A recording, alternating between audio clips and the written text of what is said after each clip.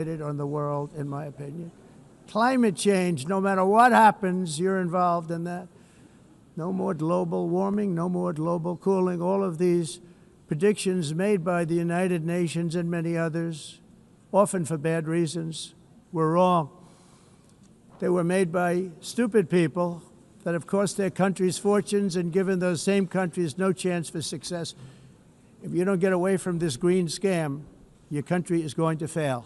And I'm really good at predicting things, you know. They actually said during the campaign they had a hat, the best-selling hat. Trump was right about everything. And I don't say that in a braggadocious way, but it's true. I've been right about everything. And I'm telling you that if you don't get away from the green energy scam, your country is going to fail. And if you don't stop people that you've never seen before, that you have nothing in common with, your country is going to fail. I'm the President of the United States, but I worry about Europe. I love Europe. I love the people of Europe. And I hate to see it being devastated by energy and immigration. This double-tailed monster destroys everything in its wake, and they cannot let that happen any longer. You're doing it because you want to be nice. You want to be politically correct, and you're destroying your heritage. They must take control strongly and immediately of the unmitigated immigration disaster and the fake energy catastrophe before it's too late. The carbon footprint is a hoax made up by people with evil intentions, and they're heading down a path of total destruction. You know, the carbon footprint was a big, big thing a few years ago. I remember hearing about the carbon footprint, and then President Obama would get into Air Force One, a massive Boeing 747, and not a new one, an old one with old engines that spew everything into the atmosphere. He'd talk about the carbon footprint, we must do so. Then he'd get in and he'd fly from Washington to Hawaii to play a round of golf. And then he'd get back onto that big, beautiful plane and he'd fly back and he'd talk about, again, global warming and the carbon footprint. It's a con job. At extreme cost and expense, Europe reduced its own carbon footprint by 37%. Think of that. Congratulations, Europe. Great job. You cost yourself a lot of jobs, a lot of factories closed, but you reduced the carbon footprint by 37%. However, for all of that sacrifice and much more, it's been totally wiped out and then some by a global increase of 54%. Much of it coming from China and other countries that are thriving around China, which now produces more CO2 than all the other developed nations in the world. So all of these countries are working so hard on the carbon footprint, which is nonsense, by the way. It's nonsense. You know, it's interesting. In the United States, we have still radicalized environmentalists, and they want the factories to stop. Everything should stop. No more cows. We don't want cows anymore. I guess they want to kill all the cows. They want to do things that are just unbelievable, and you have it too. But you know, we have a border, strong, and we have a shape, and that shape doesn't just go straight up. That shape is amorphous when it comes to the atmosphere. And if we had the most clean air, and I think we do, we have very clean air. We have the cleanest air we've had in many, many years. But the problem is that other countries, like China, which has air that's a little bit rough, it blows. And no matter what you're doing down here, the air up here tends to get very dirty because it comes in from other countries where their air isn't so clean. And the environmentalists refuse to acknowledge that. Same thing with garbage. In Asia, they dump much of their garbage right into the ocean. And over about a 1 week and 2 week journey, it flows right past Los Angeles. You've seen it. Massive amounts of garbage, almost too much to do anything about, flowing past Los Angeles, past San Francisco, and then somebody will get in trouble because he dropped a cigarette on the beach. The whole thing is crazy. The primary effect of these brutal green energy policies has not been to help the environment, but to redistribute manufacturing and industrial activity from developed countries that follow the insane rules that are put down to polluting countries that break the rules and are making a fortune. They're making a fortune. European electricity bills are now 4 to 5 times more expensive than those in China, and 2 to 3 times higher than the United States. And our bills are coming way down. You probably see that our gasoline prices are way down. You know, we have an expression, drill. Nós reduzimos os custos de energia porque nós faremos, como a expressão, vamos fazer tudo isso, reduzir os custos de energia, e os custos diminuíram nos Estados Unidos. Common to see one. Por exemplo, se você olhar Electric costs nos países em approximately faturas de energia, 100 heat-related deaths. nós não mas nós nos Estados Unidos conseguimos usar eles e evitar aumento da temperatura, porque é muito caro também usar nada e ninguém usa. Pretending to stop the global Tudo isso hoax. The a of asking mudança. industrialized nations. Esse agenda mundialista não tem nenhum sentido. Trump is speaking currently in UN General Assembly, and he has criticized Germany for popularizing green energy, making it a trend, and also popularizing green energy. Trump has given China credit, but shading it for selling windmills all over the world. And also he has criticized China and India for still buying Russian oil once again and funding the war with Ukraine.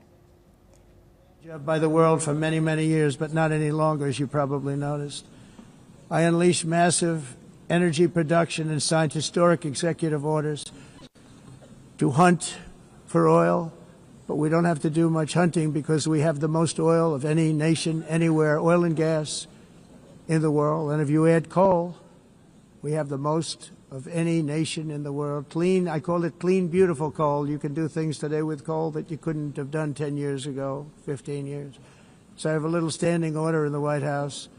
Never use the word coal, only use the words clean, beautiful coal. Sounds much better, doesn't it? But we stand ready to provide any country with abundant, affordable energy supplies if you need them, when most of you do. We're proudly exporting energy all over the world. We're now the largest exporter.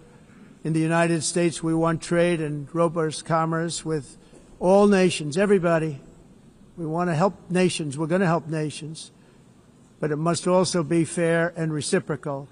The challenge with trade is much the same with climate. The countries that followed the rules, all their factories have been plundered.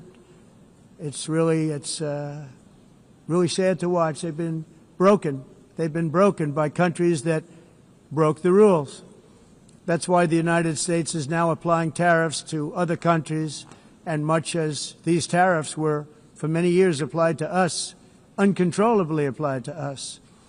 We've used tariffs as a defense mechanism under the Trump administration, including my first term, where hundreds of billions of dollars in tariffs were taken in. And by the way, we had the lowest inflation, and now we have very low inflation. The only thing different is that we have hundreds of billions of dollars flowing into our country. But this is how we will ensure that the system works for everyone and is sustainable into the future. We're also using tariffs to defend our sovereignty and security throughout the world, including against nations that have taken advantage of former U.S. administrations for decades, including the most corrupt, incompetent administration in history, the sleepy Joe Biden administration. Brazil now faces major tariffs in response to its unprecedented efforts to interfere in the rights and freedoms of our American citizens and others, with censorship, repression, weaponization, judicial corruption, and targeting of political critics in the United States. I have a little problem saying this because I must tell you, I was walking in and the leader of Brazil was walking out. We saw him and I saw him, he saw me, and we embraced. And then I'm saying, can you believe I'm going to be saying this in just 2 minutes? We actually agreed that we would meet next week. We didn't have much time to talk, like about 20 seconds. They were in retrospect, I'm glad I waited because this thing didn't work out too well. But we did talk. We had a good talk, and we agreed to meet next week, if that's of interest. But he seemed like a very nice man, actually. He liked me, I liked him. But if you, and I only do business with people I like. When I don't like them, I don't like them. But we had, at least for about 39 seconds, we had excellent chemistry. It's a good sign.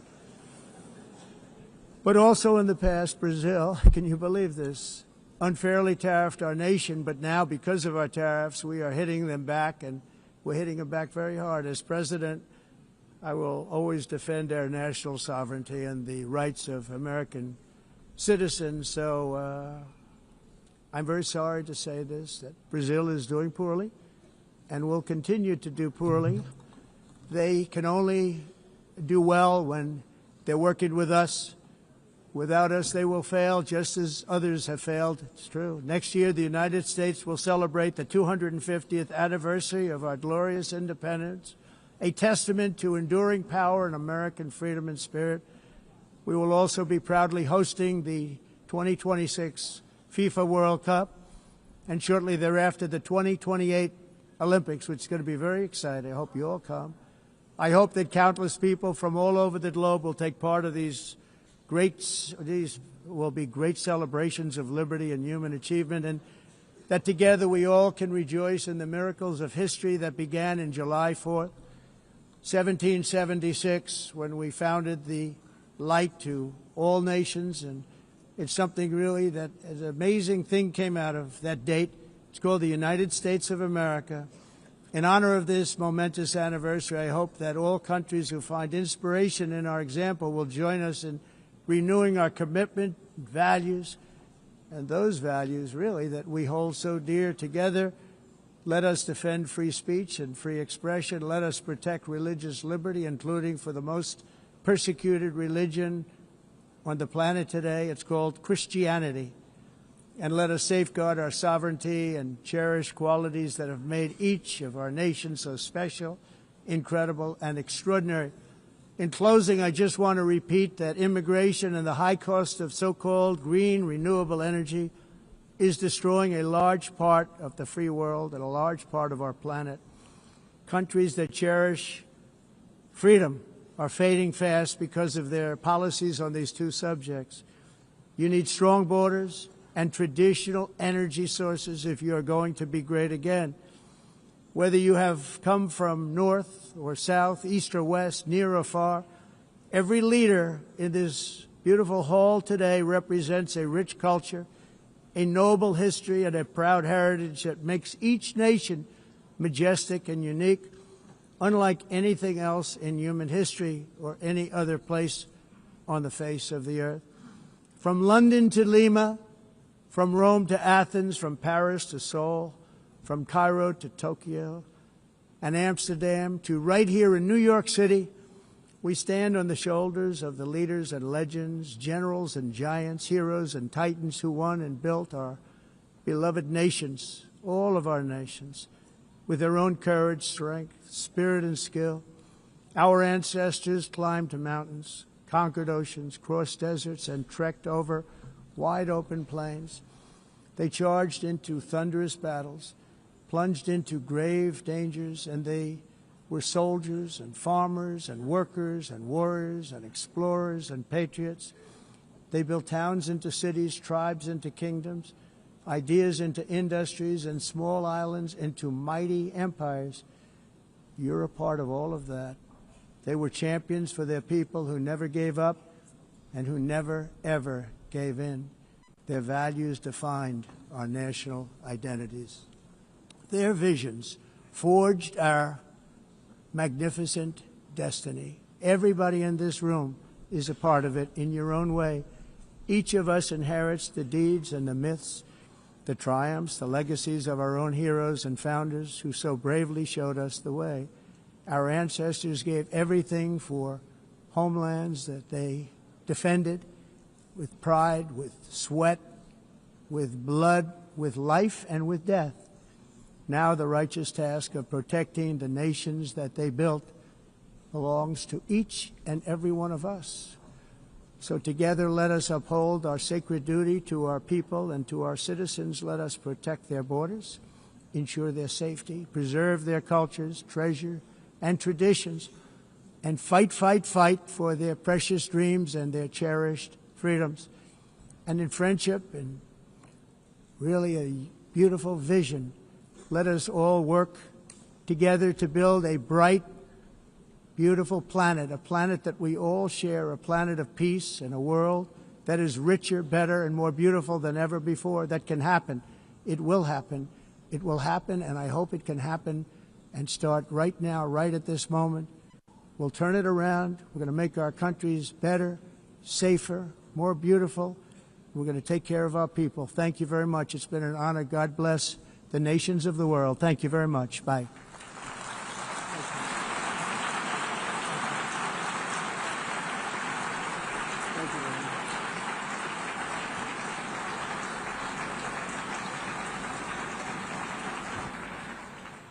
Now we are joined by Mark Sutherland and Rose Feingold for this discussion. Thank you very much, Mark, for staying with us. Now, since you are in London, I would like to first ask this question. Trump has just accused London's Mayor Sadiq Khan of wanting to impose Sharia law in London. Is there anything like that actually happening from what you know, and what are the implications of making such claims in international political debates? Hi, it's good to rejoin you. We do have Sharia courts in this country. That has to be said. So if you're walking this line of trying to be objective, that's the first thing that you would say. And as you can understand, that that goes against the traditional heritage of the country, of the British Isles. So he is actually speaking the truth. Now, if we then went into Sharia law and studied that, we would then realize that it's completely and utterly in opposition to Western culture, to common law, and the legal systems within countries that are within in the West, Asuma.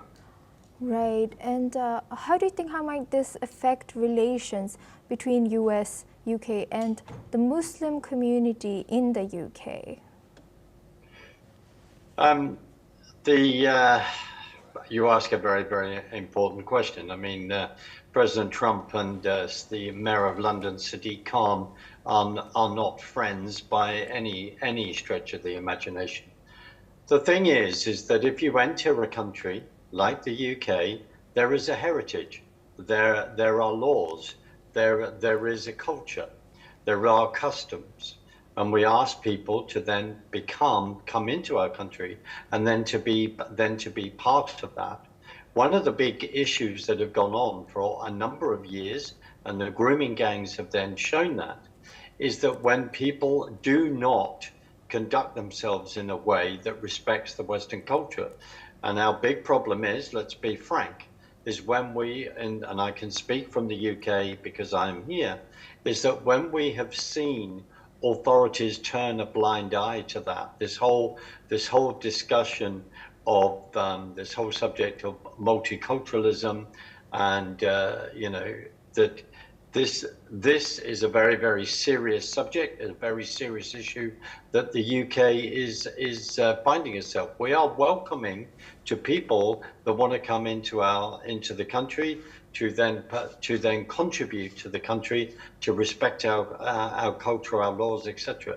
When you then welcome in an ideology that wishes to then change that, then that is clashing, which is what is happening. We see that culturally across Europe. And may I say, and you can reflect on in regard to partition, in regard to India and then Pakistan, and then is this creating an Islamic following orientation thinking and creating a state that then has issues, because when that begins to clash, and they are questions, the Overton window is moving in the UK to begin to seriously discuss these issues when people have been pushing down various people's throats of people that live here of a politically correct mindset. And you and I need a longer discussion on this. But I think in regard to America also has its own problems in regard to this as well, to be fair. But people have to speak the truth. And that's, I believe, is what the President of the United States, in his own words and his own mind, has just done. Thank you, Asima. Thank you very much for that enlightening and insightful remarks. Now I would like to go to Ross. Ross, now Trump said that everyone in the room benefits from us. This came off as a little bit defensive. So what political strategy might be behind this kind of tone that he used in global forum like the UNGA today? The reality is President Trump knows that the United States has a lot of leverage. We've seen that throughout the year on trade policy, where a lot of countries, as well as the European Union as a bloc, were very angry with President Trump's decision to significantly increase tariffs. But those countries had no choice but to negotiate with the Trump administration. And as President Trump was sure to mention in his speech just now, that he read off that long list of countries, as well as the European Union, that reached trade agreements. So on the other issues that he focused on, he obviously spent an extensive amount of time talking about migration as well as energy. Chances are a lot of countries are going to come to negotiate with President Trump on those topics as well. Certainly, he's made it a significant part of U.S. foreign policy to expand U.S. energy exports. And for those countries that don't have their own sources of energy and do need to import energy, they're going to be under pressure from the United States to increase those imports of U.S. energy.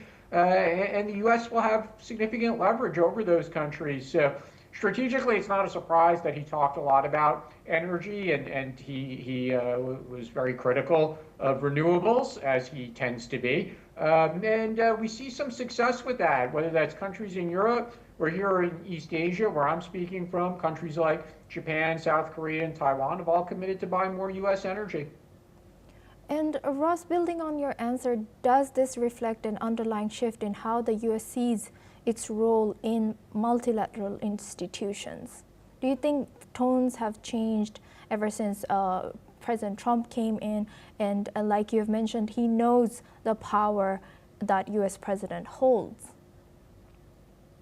Well, as we discussed prior to President Trump beginning his speech, the United States for many decades, and usually Republican administrations like President Trump, have been critical of the United Nations. And he reiterated those criticisms when he began his speech. He talked about the number of conflicts that he's been involved in settling, and he directly said the United Nations has done nothing on those crises. And we talked about that before the speech began. So clearly President Trump is skeptical of multilateral organizations as well as multilateral agreements. He mentioned the Paris Climate Agreement, which he withdrew from. So none of this comes as any surprise. And in the remaining 3.5 years of the Trump administration, there's no chance that he's going to have a change of heart and look at multilateral organizations or multilateral agreements as a path to solve various issues, whether that's climate or trade or other issues. He's going to rely on one-on-one bilateral engagement for the most part. That's his style. Right. And now I would like to go to Mark. Mark, as we were also talking also with Ross, but we were also discussing about legitimacy of UN right before we moved on to Trump's speech.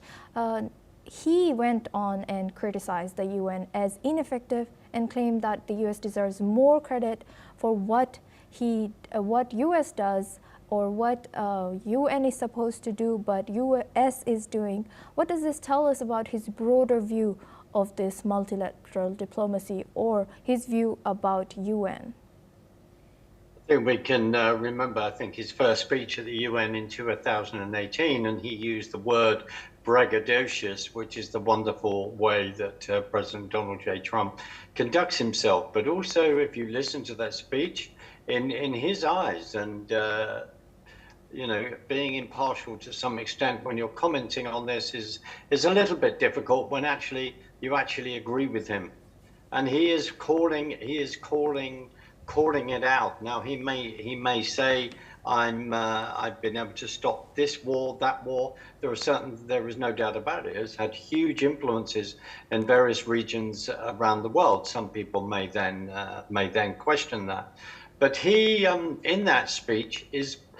People are entitled to an opinion. Where we've reached in this, in regard to climate change. Remember, the UN has put forward what's called Agenda 21, Agenda 30. He has then laid out a very interesting comment when he says that China's producing these windmills, but it doesn't then install them. He is speaking truth as he is traveling around the world, but he's also questioning the UN and the way it conducts itself. He has also questioned the American funding of the UN, and he has also questioned the US funding, questioned in regard to the World Economic Forum and then the World Health Authority and other entities like this. So as Ross said, nothing is new or surprising in what he is actually saying. And outside the Trump administration, there'll be many American citizens that agree with him, and there'll be many citizens in other countries that would also agree with him, and need to step back and take stock of that. Thank you, Asuma. Right, thank you very much. And building on that answer from Mark, I would like to go to Ross. Ross, what do you think? Trump also compared the UN's infrastructure or the building to his past failed real estate deal with the UN, linking it to broader institutional dysfunction of UN. So do you think this is just a rhetorical flair, or do you think it actually does reflect as a real critique of UN operations? And could these kinds of remarks further weaken the legitimacy of UN? It's an interesting and somewhat entertaining anecdotal story about his past attempts as a real estate developer to be involved in the redevelopment of the UN complex in Manhattan.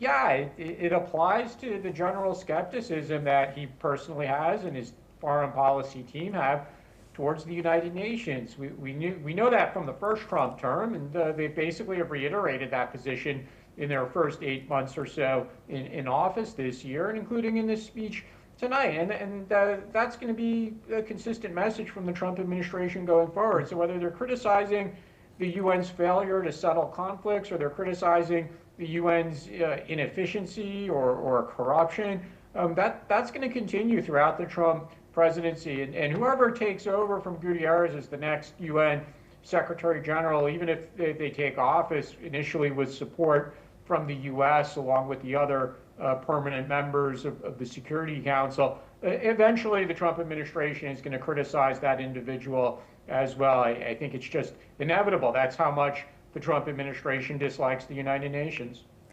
Right. With that in mind, now I would like to welcome John Rosamando. He's a president of Viking Research Associates and geopolitical analyst, joins us live from Washington, D.C. John, thank you for joining us. And now we were just discussing about President Donald Trump's remarks. He mentioned his failed deal with UN long ago, linking it to broader UN's institutional dysfunction. So do you think this is just a rhetoric, or does he hold any grudge till today? And what does such language signal to both allies and adversaries in this context? Well, I think that a lot of people aligned with President Trump are very skeptical of the United Nations as an institution, pointing to things such as UN's own reports about sex crimes by its staffers, its involvement as a biased party in the Israel-Palestine conflict, in which the United Nations has openly taken the side of Hamas. And actually, UN workers were involved in Hamas's crimes against Israel. So I think that President Trump is really kind of like frustrated with the United Nations for not living up to the promises that it was established for. I mean, let's not forget that President Trump ran on a nationalism versus globalism paradigm, and President Trump clearly has the UN in his sights. And also he said that, now looking at his other comments, he said that he wants to get a ceasefire done in Gaza. So based on his record between Ukraine and Russia's war with Putin, also how likely is that he would be able to broker peace in Gaza, and what diplomatic tools would he realistically have to influence such a complex conflict? Yes. I think that from the Israeli perspective, that they're in the home phase of the Gaza offensive as they move into Gaza City. So I would say that President Trump could play a role in orchestrating a post-war scenario, maybe international peacekeepers or some kind of post-Hamas deal that would be acceptable to the international community. And now thank you for sharing that, John. I would like to go to Mark. Mark, President Trump painted a picture of personal success in both energy policy as well as public safety. So how typical is this kind of self-promotion in UNGA speeches? Well, in regard to Donald Trump, I mean, when you're talking about energy policy, if you're saying drill baby drill, if you want to encourage any individual nation that has an asset of oil and gas, then as he has said, he addressed the UK. He even mentioned Aberdeen. He's then talking about the North Sea oil region, where the UK has many thousands, millions of barrels of oil and gas up there, which is in the UK as government policy is not wanting to then extract, because it then believes in sticking windmills in the North Sea and then taking solar panels and putting them all over this country, which I've actually seen with my own eyes. So he is then addressing that as well. And as he said when he was over here on his trip a few days ago, he talked about the fact that how that would then benefit the UK economy, because it's then worth a lot of money.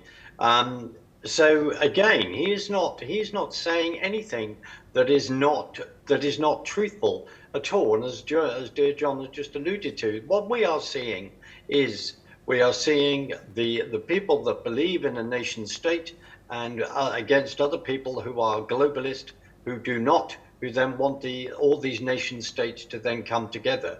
Now, before I then get called conspiracy theorist, according to globalist thinking, the piece of paper that stands in the way of seeing their ideal is the Constitution of the United States. We haven't got time to go through that, but the Constitution of what it stands for: life, liberty, and the pursuit of happiness in a short sentence. That is the ideology that is coming crashing here between a globalist thinking and actually saying nationalism, I will put my country first. And to be fair to the President of the United States, he's actually encouraging other countries to do that by addressing the UK and saying, why are you not baby drilling in the North Sea? Why are you not protecting the own citizens of your own country and working hard to have cheap energy like he is doing in America? That's the administration's policy. Azuma. Right. With that, I would like to thank all our guests, John Rossomando and Ross Feingold and Mark Sutherland, for joining us today and taking your time, staying with us and sharing your insight throughout. With this, that's a wrap on our special telecast of the ongoing 80th anniversary of the UNGA. Stay tuned for more news updates.